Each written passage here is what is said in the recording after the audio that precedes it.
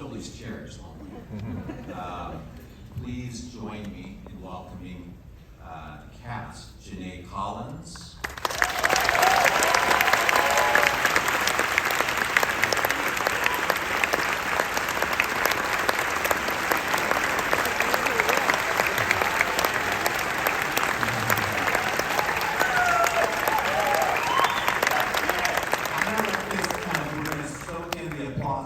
One of our panelists is a little bit late, so I'm just going to please join me in welcoming Jillian Dion.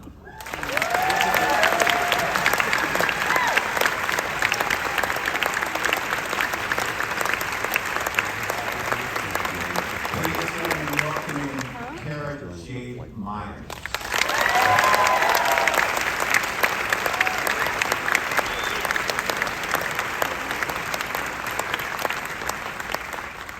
Join me in welcoming Tantoo, Cardinal.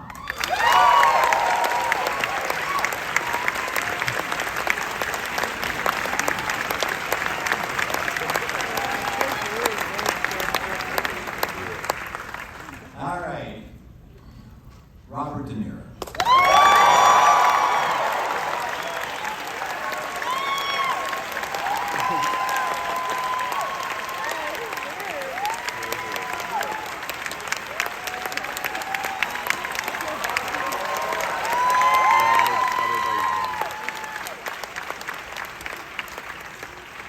Gladstone.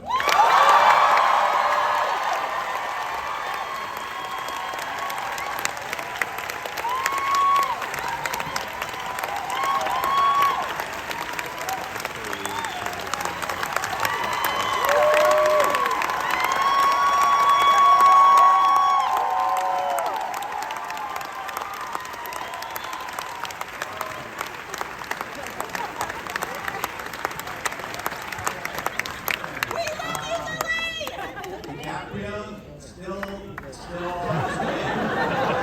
his way. What about the guy? He's coming. All right. Yeah. There he is. It's Dion.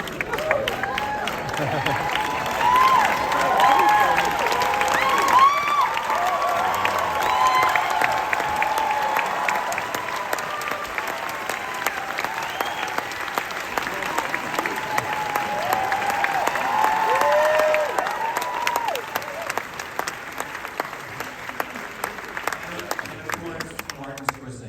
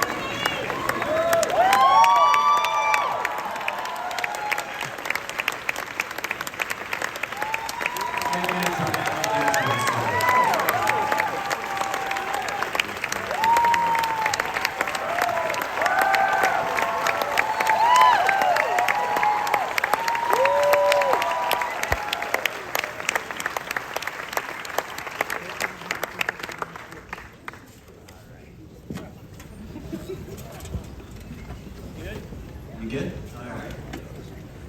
Let's start with the ending. The title is How I Created the FBI, and there's a famous film called The FBI Story with Jimmy Stewart, gorgeous technicolor, and it was sort of a series of the great hits, the greatest hits of the FBI, ending with John Dillinger, and some little sequences of it, well done. The one on actually there's one on the Osage murders, and it's exactly the opposite of what we would want to do.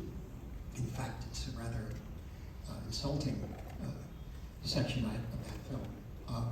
And I thought when we started the picture with Leo, Eric Roth and I, we were working on it from the point of view of the book, of David Graham's book, which is the FBI coming in, or Bureau of Investigation. And I thought, well, we should end then with them doing the FBI story. And then once, after the gestation period of the film which was about 2.5 years because I had to finish do The Irishman, then COVID hit, all these different things.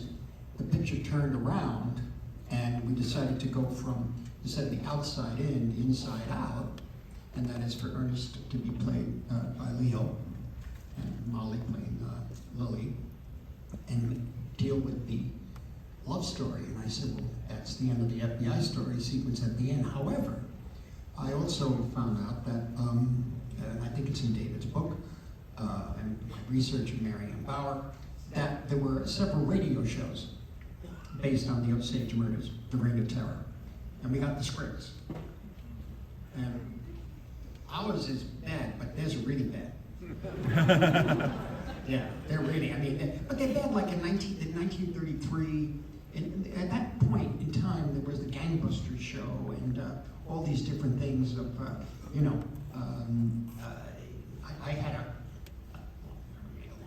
but I was used to radio because I was born in 42, and until 1949, we didn't have television, so I listened to radio shows. And so these were, done in a very special way. And I said, okay, then it's got to be a radio show. And for me, ultimately, and the radio shows promoted the FBI, and to create the empire of the FBI, part of the propaganda of the FBI. And so all of this tragedy, this catastrophe, ends up as a 20-minute radio show. For entertainment, yeah. And then, ultimately, it goes, as I'm making the picture over a period of that time, a couple of years, I realized, too, we're making entertainment, in effect. And therefore, the comment has to, the last words have to be spoken by me. Taking on that mantle, that I should say, that burden of whether or not, really taking on, I think, the culpability too of being part of a culture that is complicit in this, in a sense. And so I tried to make it as honest a film as possible. And as truthful, I should say, as truthful a film as possible, because and that our way in there was the love story between Molly and Ernest, and how that reflects the macrocosm of the situation, the catastrophe.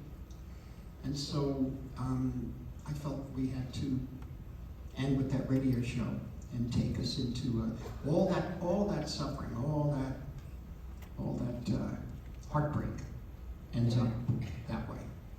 And for many, many years, I think, I must say, 1930, 33, that was it, that was the end of it. So people hadn't really heard about it until they made the FBI story. And even then, it was ridiculed in a way. And so people have forgotten about it completely. I think all that suffering and everything that you're describing, I mean, that comes through in your line reading when you're saying, when you get to Molly, and you get up there and you say she's buried beside her father, her mother, her sisters, and her daughter, and there was no mention of the murders. I mean, I feel like that, when I saw it, and when I saw it a second time, that line, there was no mention of the murders, just gutted me. And I think the reason why is that we've just spent 3.5 hours. The reason why is Lily Gladstone. That we've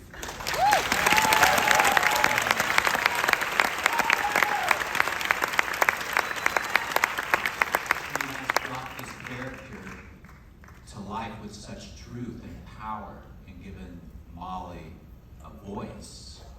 That again, that the ending just got it. I think I've heard the story about your casting, Lily. I've heard it from Leo's talking about it, the Zoom call, where the Zoom call ended and Marty said, "That's it, we're hiring her." I wonder, Lily, on your end, when that Zoom call ended, what was going through your mind? How were you feeling? Did you, I got the job? No.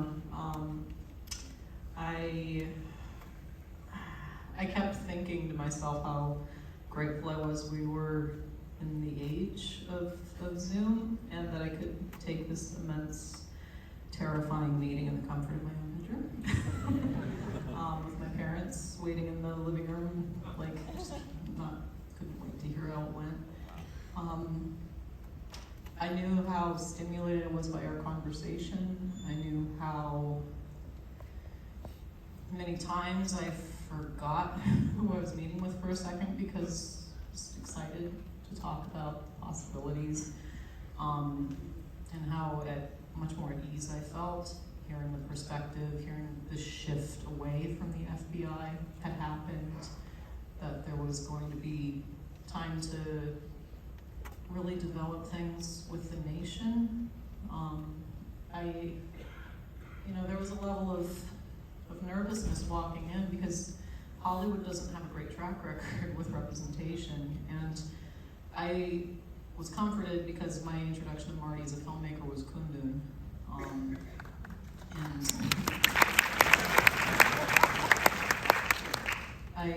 I didn't know Marty for Goodfellas. I didn't know him for Casino. My dad put those on for me when I was too young to really get into them.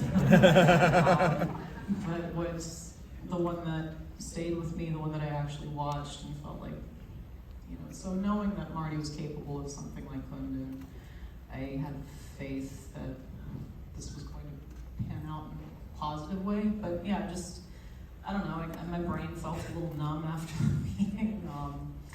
And Leo was making Don't Look Up then. He had just gotten to set and was settling into the place that he was staying. And, I had my sides next to me the whole meeting, expecting that we would do a chem read or something, and it just never happened. So when it was over, I was just like, okay, next step is going to be the chem read. And then a week passes, I don't hear anything. 2 weeks pass, I don't hear anything. I'm like, okay, that was it. It's okay, I can let it go.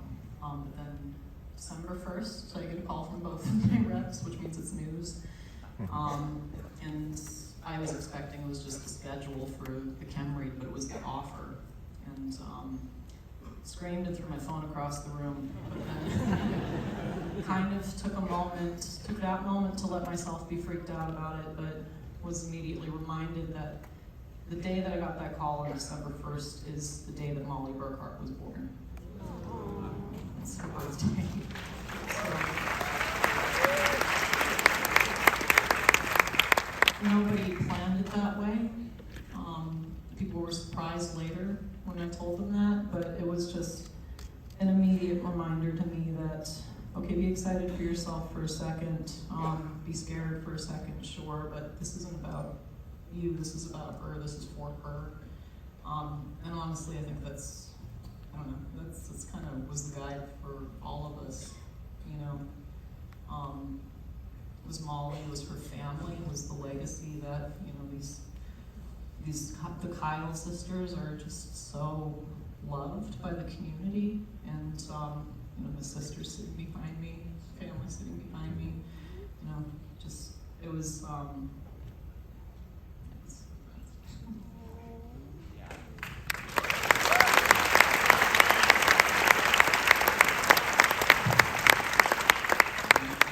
In the ending, you think back on the connections between Molly and her mother, her sisters. How did the women on stage here, how did you forge? I saw you backstage before the show. Yeah, you're laughing, Marty. Yeah. So I can sense it's just an immediate bond. How did you guys forge that bond and those connections? Did you have time? Honestly, it was right off the bat. As soon as we saw each other, we were just constantly together. And I remember production kept getting mad at us because it was during COVID. We were supposed to be going in separate cars and constantly be separated. And every day we would show up on set together in the same car. And they were girls, stop it, it's COVID. And we're we're bubbling, leave us alone. And we got kicked off set a few times when it wasn't our scene because we were laughing so much.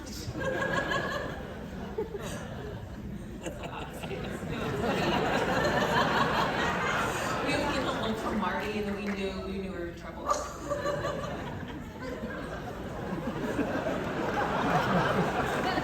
I feel like other people are afraid to chime in now because, yeah, so immediate. It was, yeah. Anyone else have, what was the, I mean, I think back in the film on the scene with the sisters I where, came up with that dialogue. what's that? Yeah, you guys came up Yeah. with it, right? All of you. Yeah, the church scene, we were talking about, Yeah, all of you, and you brought it to me, and I said, "Come on, put some of the damn thing," you know. Well, you said last night. You said that it was about a translation. Yeah.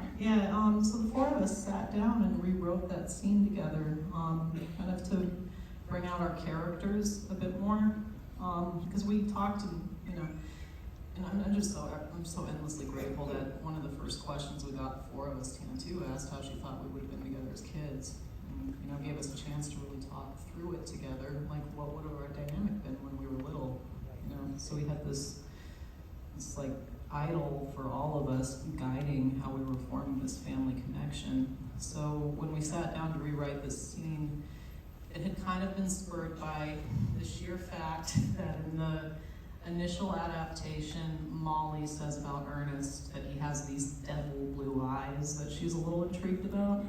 And the conversation is supposed to be entirely in Osage amongst the sisters, and just sheerly the concept, the line, devil blue eyes, did not translate.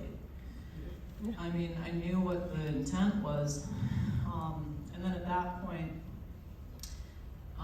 my language teacher had told me these coyote stories in my language lessons so often that I kind of picked up that maybe he was hinting at something with it, because I just kept hearing an analogy for the film.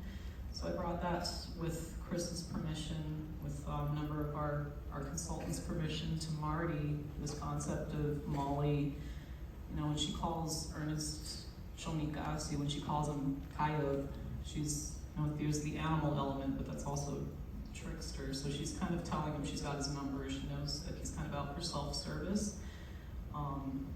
And then we played with that a bit when the four of us got together and were steering it back to that concept of just sisters gossiping about these men that they're interested in, and really getting to see.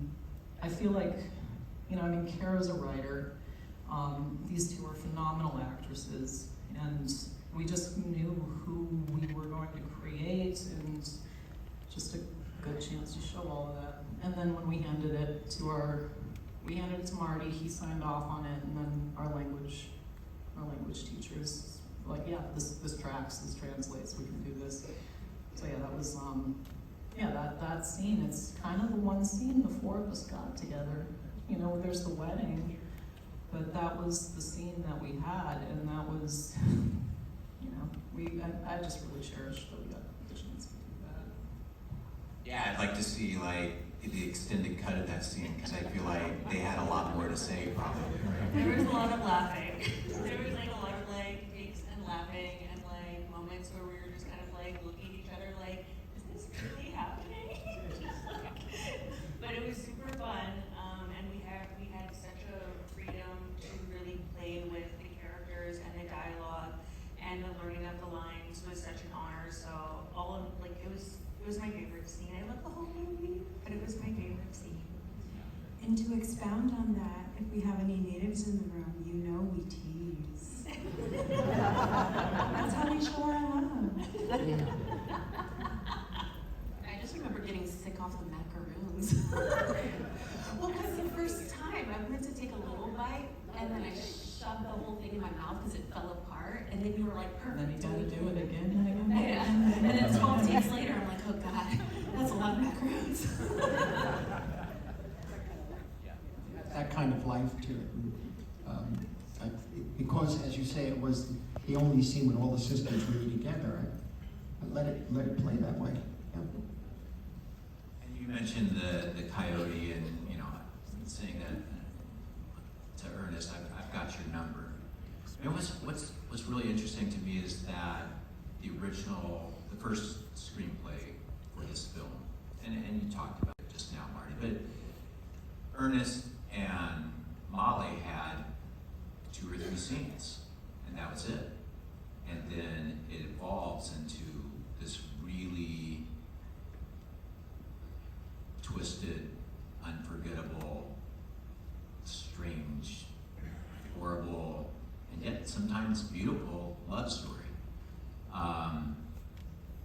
Man, how did, just asking you, Lily, and Leo, what did you guys make of their relationship? Because that's something you watch this film and you're constantly just thinking, what's going on here?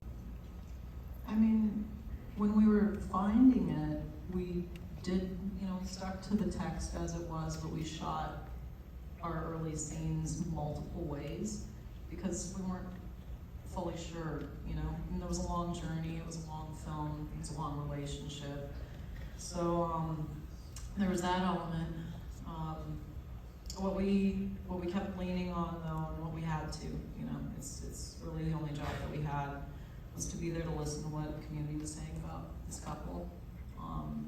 And Marty, you've been saying so often this week and bringing up Margie Burkhart, the granddaughter of Ernest and Molly, who at the Gray Horse District got together collectively, signed a letter, and invited Marty and the filmmakers to come to a dinner. And there were 250 people from the community there who spoke up and voiced their concerns. A lot of them coming from you talking about the Jimmy Stewart FBI story. I mean, in that one, the only mention of Molly is when Ernest has got his feet to the fire. I guess that's a bad thing to say. When Ernest, the pressure is really on Ernest to confess, and when he does, he's blithering, he breaks down. I never wanted to marry Molly. I never wanted to marry her. He made me marry her. And it's like it's that trope at the time of fate worse than death was to marry an Indian in these old movies, and that's what it felt like. I mean, that's The Searchers, John Ford. The Searchers, the fate worse than death was to be adopted and married and become an Indian. And that's kind of what that tone felt like. But the community, Margie stood up and she said, you have to remember these two loved each other. And when we were taking meetings and learning about, there's not many people alive, I don't think there's any people alive who remembered Ernest and Molly as a couple, but there are a lot of people who remember their kids, knew their kids very well, and described them as being very close. The two of them as being very fun-loving, loving to host parties, loving to have people over, and we both took that as evidence that they must have had a very fun-loving house. They had a childhood that was based in togetherness, if they maintained that. I mean, after the trials, after Ernest served his sentence out in prison, he returned to Osage County. He moved back. He would show up to community doings. He would sit in the back. He would sit with, as far removed but as close as he could get, and he would just watch. He would just show up and be there. And people remember him. He died in 1986. There's a number of people who remember him. He maintained until his dying day that, Leo, as you said, she's a good one. That made it into the script, that he loved her. I think you said that his niece said one of the only times he would get irate or upset, since he was kind of known as being a quiet, removed person after that point, he would get riled up if anybody questioned his love for his wife. So we just kept hearing these stories, these pieces of evidence that this love was real, so we knew we had to find it somehow. And in all the multitude of ways that we shot it, the various levels of suspicion on Molly's part, complicity on Ernest's part, how much lying was going on, how much deceit was happening, how much, we did so many different ways, those early takes, but the ones that kept working, because Thelma was building this with us as we were going along too. Thelma's notes were always the takes that are working are where the love is. And I mean, maybe it's like comedy. If you have a scene that's comedic, you don't play the comedy, you play the scene. If you have a film about betrayal, you don't play the betrayal, you play the love. And that's where the betrayal comes from.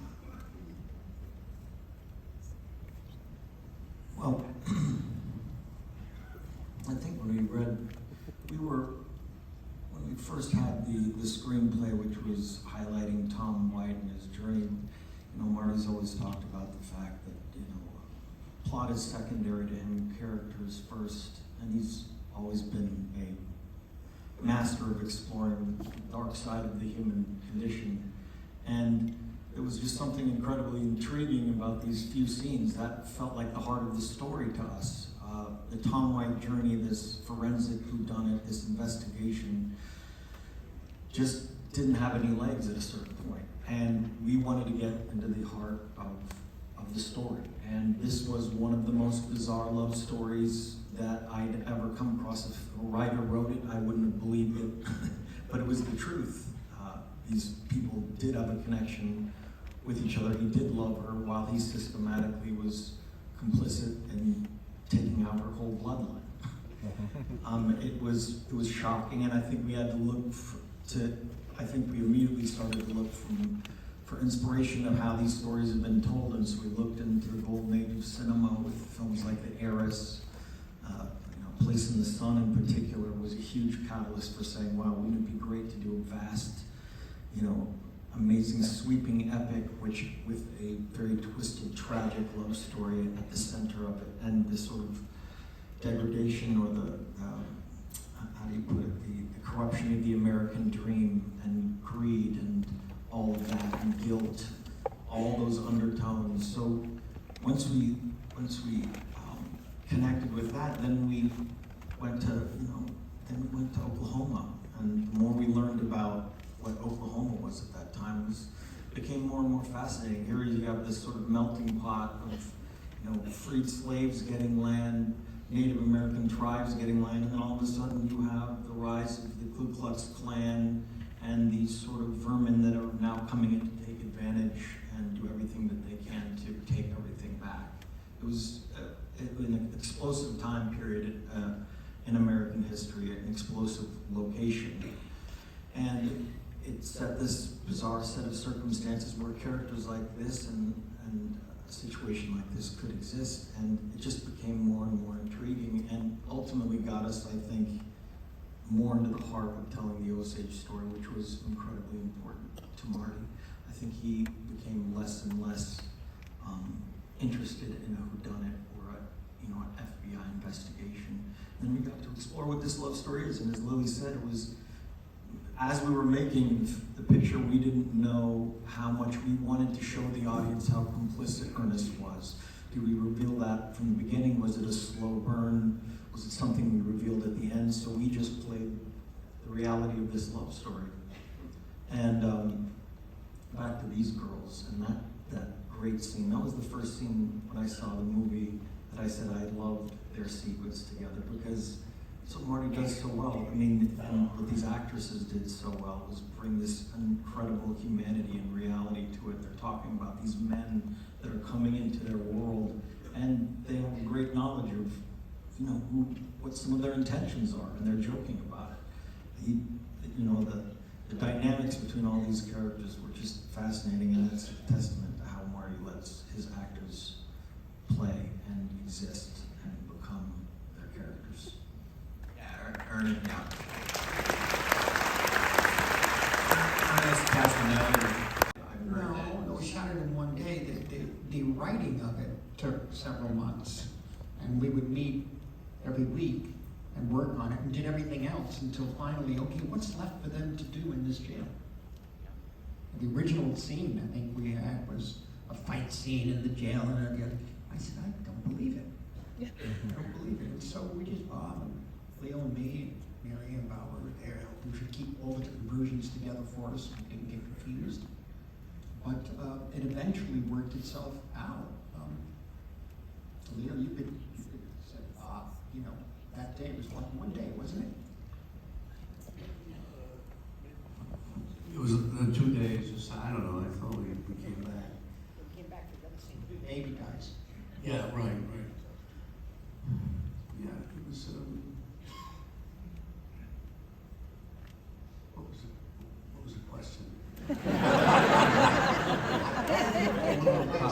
I'm sorry. I'm New York Times. Yeah, that's okay. How did you get to the last scene? Yeah, the final scene. Yeah. How how did that distill down? Well,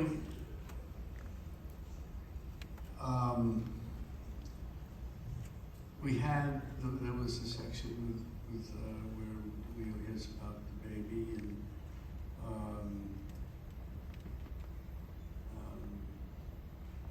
well, I can't remember what was in the script or what I felt. There was some kind of religious thing that I felt he had to do. What else was there to do for him except go there? Whether he really believed that or not, I don't know. It's another thing.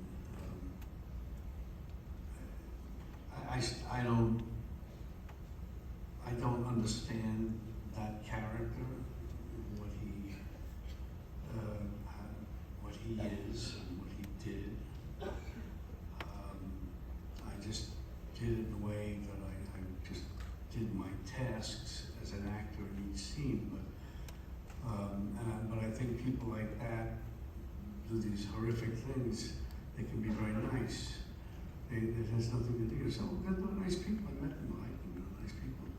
Nothing to do with what they feel about other people and what other types of people and whether they're entitled to anything that they have. That's just not even, it's all around us. It's what we're going through, and I hate to go here, but I'm going to go here. It's all where we are today politically. It's the same way.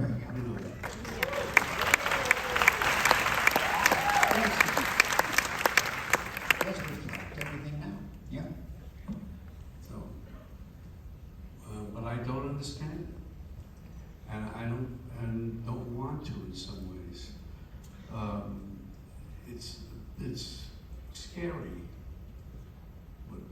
what's happening, and what he was part of. We weren't even aware of Black Wall Street when we were shooting there. I never heard it.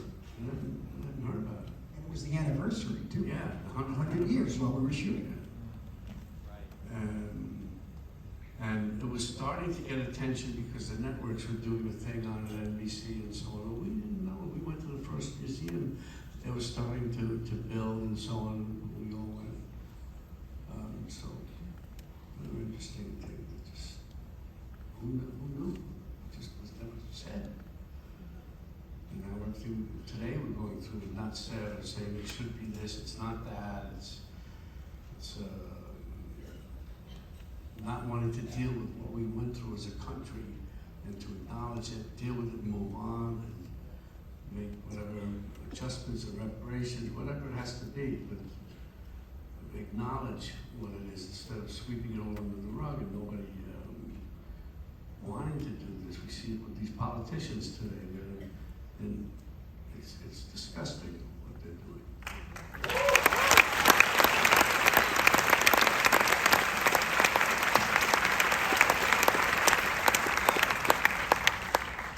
We're allowing a person like Donald Trump.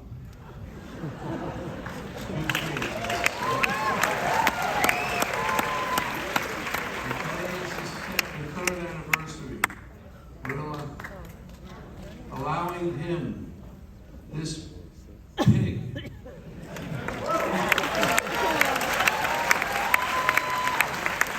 him a pig is giving him dignity. A pig has dignity. He doesn't.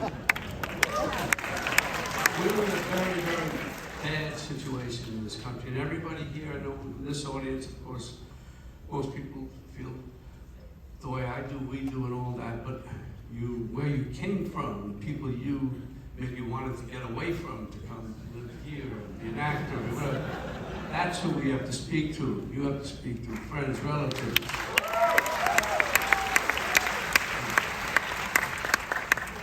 So anyway, sorry, I just had to say that. It's all about one thing, and this is part of the human condition. The scariest things about power. Greed and power. And they'll do anything to hold on to power. Yeah. And that's what this story is too. It builds power. He's got it over them. He uses love, he manipulates love that way. At the end in the jail, The kid's walking away and he goes, I love you, son. And he does. Yeah.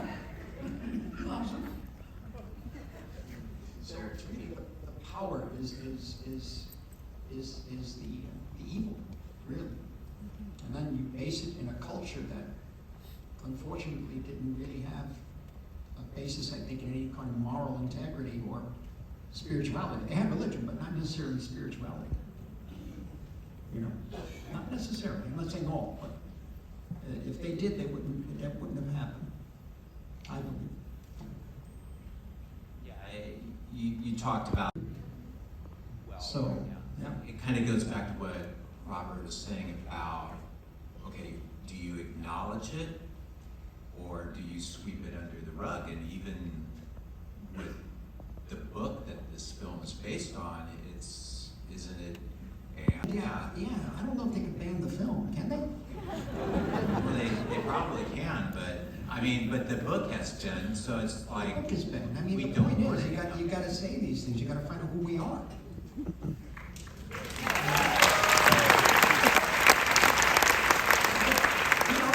may not like it, we have to live with it, we have to live with it and make a change, but we have to know who we are, where we came from, what we've done. That's who we are as a country. That's what we say we are. That's what we represent. That's what people look up to us for. And we have to follow through on that. And we have something in this today with this situation with, again, someone like Trump and the people who enable it, who are scarier than he is, actually. If you let them fix it, because he's stupid. But they will do the dirty work and get him to, because he would be, God forbid, president. Well,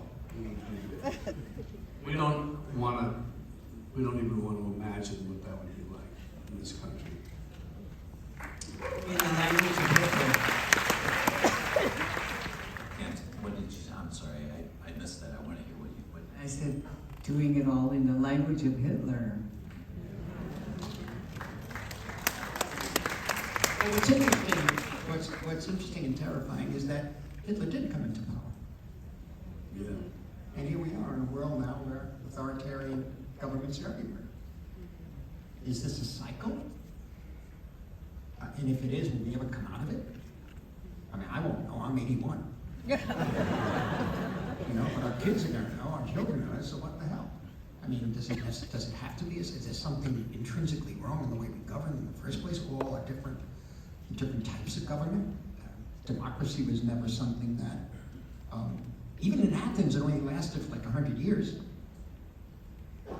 So democracy is also fragile, is not even the word. It's an experiment.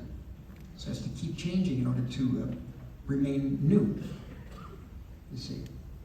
So I think this story actually reflects that. It really does.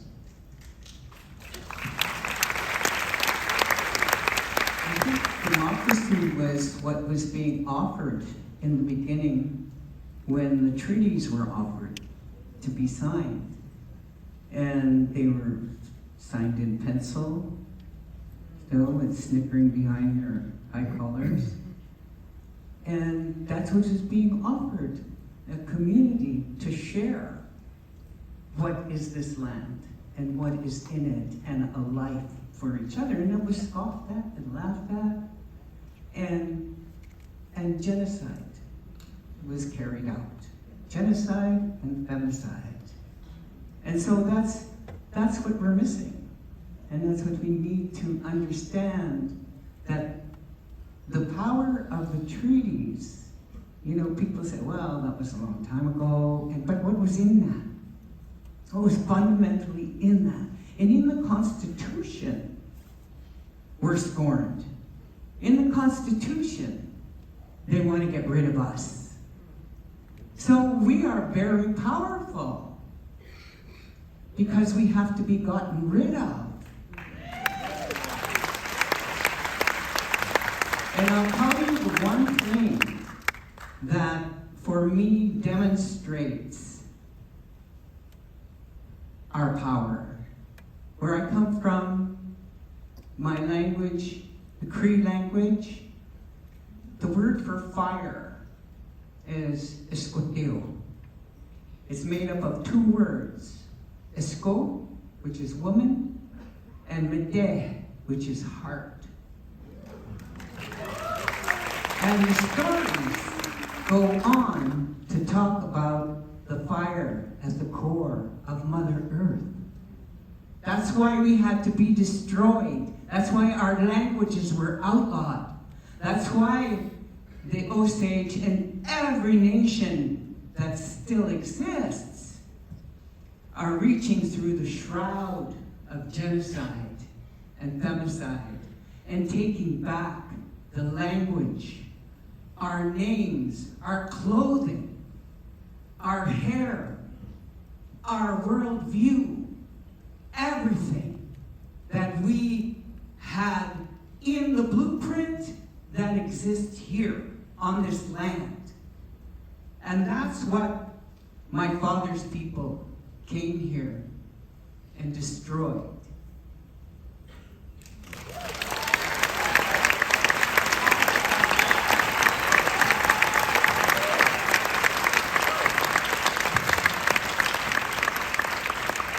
I was implored to keep this conversation to 30 minutes, and I got that sign about 5 minutes ago. We could keep talking